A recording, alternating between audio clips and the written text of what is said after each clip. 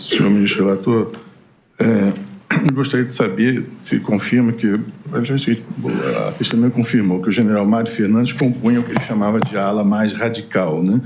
E eu gostaria que ele escrevesse com mais pormenores de que forma o general Mário Fernando atuou, porque a testemunha chegou a afirmar que o general Mário Fernandes atuava de forma mais ostensiva, tentando convencer os demais integrantes das forças a executarem o golpe de Estado. Está no termo de depoimento da testemunha. Eu gostaria de indagar da testemunha como que o general Mário Fernandes atuava para convencer os demais integrantes das forças a executarem o golpe de Estado. Entendeu a questão? Quais as condutas que levaram a essa afirmação do senhor? Sim, senhor. Ele estava muito ostensivo no meio dos militares, principalmente por meio de WhatsApp, né, no grupo dos generais. Ele sempre estava muito... como é que eu vou dizer a palavra? Muito radical nas ações que deveriam ser tomadas. Então, isso até em todos os grupos de WhatsApp militares, né, a gente estava acompanhando por causa disso, porque ele escrevia texto, falava de general, achava que tinha que fazer alguma coisa, estava sempre querendo falar com o general Frei Gomes, querendo falar com o general Arruda, tendo que fazer. Isso era de conhecimento quase que público no meio das Forças Armadas. Né? Mas... Vou pedir para... exatamente o que tinha que fazer...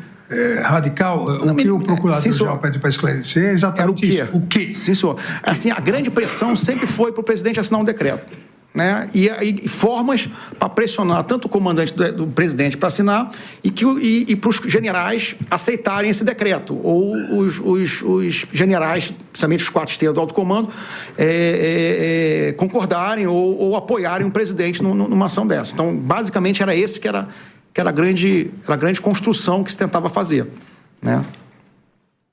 Ok. Mas nunca com ações concretas do tipo temos que prender fulano, temos que fazer... Era sempre o presidente assina um decreto, vamos pressionar os comandantes militares para que aceitem esse decreto ou para que apoiem o presidente na assinatura do decreto. Perfeito. Senhor ministro relator, eu gostaria de ouvir do réu colaborador se o então presidente da República, Jair Bolsonaro, tentou interferir na Comissão de Transparência Eleitoral organizada pelo ministro da Defesa, se ele fez, de que forma, se ele tentou interferir no conteúdo do relatório final da comissão para que constassem informações sobre vulnerabilidades. Isso porque... essa é a minha pergunta. Por favor. Como já foi relatado também, houve esse tipo de pressão, porque inicialmente o general Paulo Sérgio tinha feito um documento não mais simples, mas um documento com uma conclusão muito mais técnica, dizendo que não houve fraude.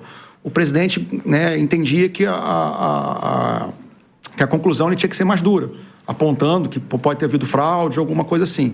Então, houve, nesse período, essa discussão de como esse documento deveria sair, né? E que, no final, saiu o meio termo. Não foi nem como o general Paulo Sérgio tinha inicialmente rascunhado, nem como, efetivamente, o presidente gostaria. Eu vou complementar o interrogatório, basicamente, para isso. O senhor também, respondendo para mim, disse que saiu no meio termo, nem como o ministro, então ministro Paulo Sérgio queria, nem como o presidente queria. E o senhor disse que o ministro Paulo Sérgio queria mais jurídico, mais técnico. E o então presidente Jair Messias Bolsonaro queria mais político. O que seria o mais técnico e o mais político? De certa forma, o mais técnico foi a conclusão dos militares que estavam na comissão, né, dizendo que não foi encontrado fraude nenhuma, né? E o presidente queria que não tivesse só isso, mas que tivesse, por exemplo, talvez as denúncias que foram levantadas, coisas que robustecessem mais para dizer que poderia ter havido fraude, né, para dar uma conotação que teria havido fraude nas eleições. E, no final, me parece que o meio termo foi de dizer que não foi possível auditar, né, não foi possível confirmar, alguma coisa assim nesse meio termo. Então, essa foi exatamente a minha questão, porque no seu depoimento no dia 21, o senhor diz que depois do envio do relatório pelo Ministério da Defesa e da nota do TSE, houve gestão do então presidente Jair Bolsonaro para que o ministro Paulo Sérgio acabou editando uma nota dizendo: olha, não encontrou nada, mas poderia, também não podemos afirmar que nada pode ser encontrado. Sim, senhor. Então teve esse segundo momento também. Teve, sim, senhor. Ok. Muito bem. Senhor ministro Alexandre de Moraes, eu tinha uma outra pergunta sobre a nota emitida pelos comandantes das Forças Armadas em 11 de novembro de 2022. O réu colaborador disse se recordar, quando ele se manifestou na colaboração, que os comandantes das 3 forças assinaram uma nota, está entre aspas, eu estou citando o que estava dito, os comandantes das 3 forças assinaram uma nota autorizando a manutenção da permanência das pessoas na frente dos quartéis por ordem do então presidente Jair Bolsonaro. Eu gostaria de saber se o réu poderia esclarecer melhor esse fato, como se deu essa ordem do então presidente da República. Então, o senhor confirma isso? Pode esclarecer? Assim, eu não presenciei explicitamente essa ordem ser emitida. Eu não vi essa ordem, ele pegando o telefone e ligando. Mas tinha-se o entendimento ali que as Forças Armadas tinham que dar apoio para aqueles manifestantes que estavam lá. Então, foi nesse sentido. Mas essa ordem explícita dessa forma, eu não presenciei. Se houve, eu não presenciei. Mas tinha-se o entendimento, até nas conversas que se tinha, que tinham que apoiar os manifestantes ali na frente dos quartéis. A minha pergunta se dá, senhor ministro relator, porque no testemunho anterior ele dizia que essa nota tinha saído por ordem do então presidente Jair Bolsonaro. Então, o que eu gostaria de saber é como que ele afirma, de que forma ele chegou a essa conclusão de que essa ordem tinha sido dada pelo presidente Jair Bolsonaro.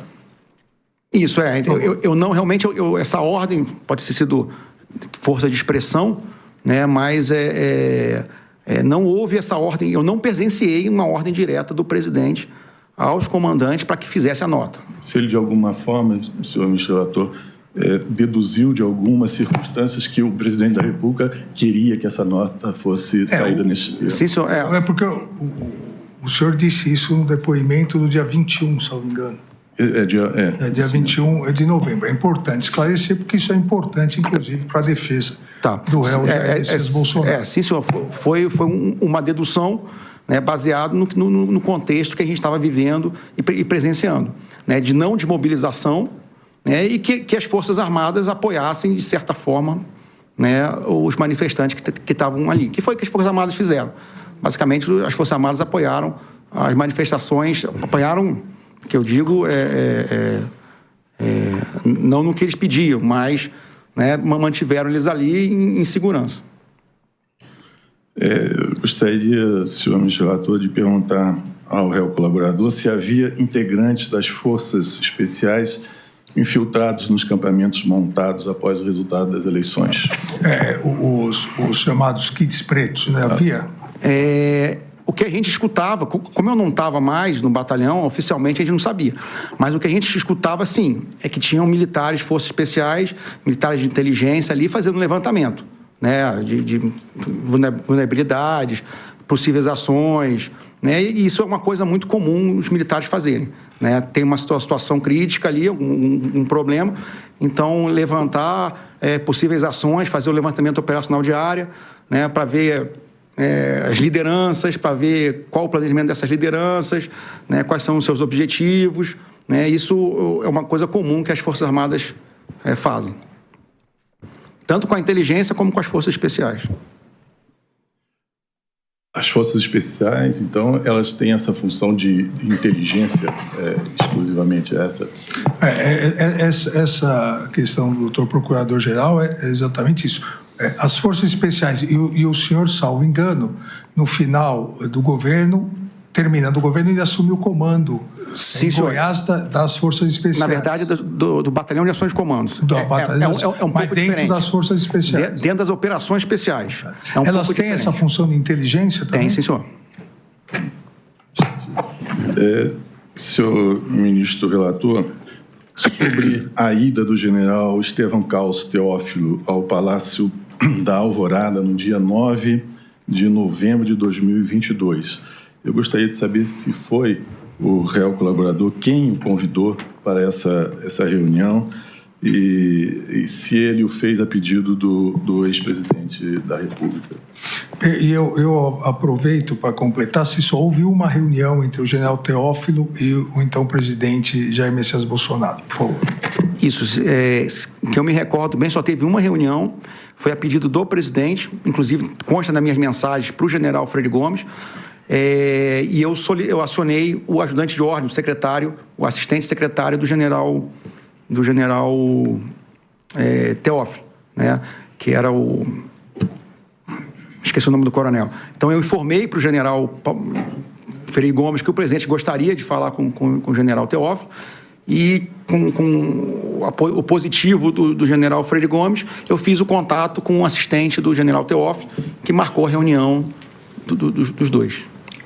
Senhor ministro relator, eu gostaria de saber se o réu colaborador sabe qual foi a pauta dessa reunião, se o ex-presidente apresentou minuta do decreto ao general Estevão Carlos Teófilo. Não, eu desconheço, ministro, eu não participei da reunião.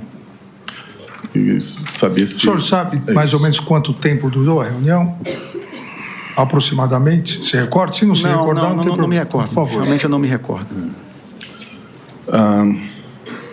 Nesse dia, senhor ministro relator, o réu colaborador trocou mensagens com o tenente-coronel Correia Neto sobre o andamento da reunião.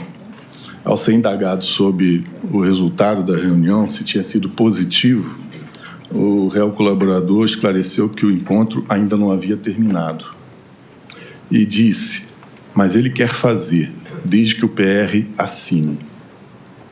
Eu gostaria de saber do réu colaborador o que ele quis dizer nessa conversa. Como é que ele soube do resultado da reunião? E o que o general Teófilo queria fazer? O que o presidente assinaria, o que o presidente assinaria seria esse decreto de golpe de Estado?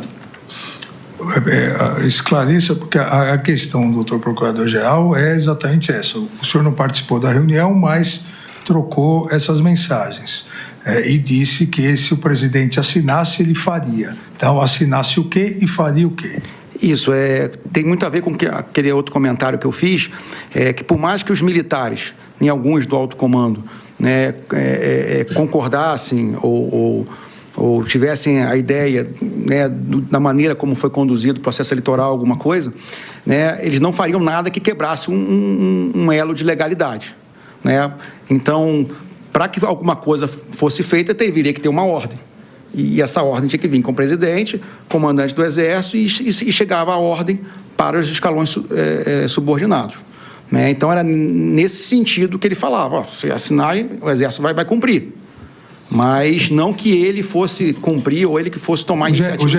O general, então, o Teófilo disse que se o presidente, o senhor disse isso, que se o presidente assinasse a minuta e transformasse em decreto, ele cumpriria as ordens o Exército, do decreto. Não, o Exército iria cumprir.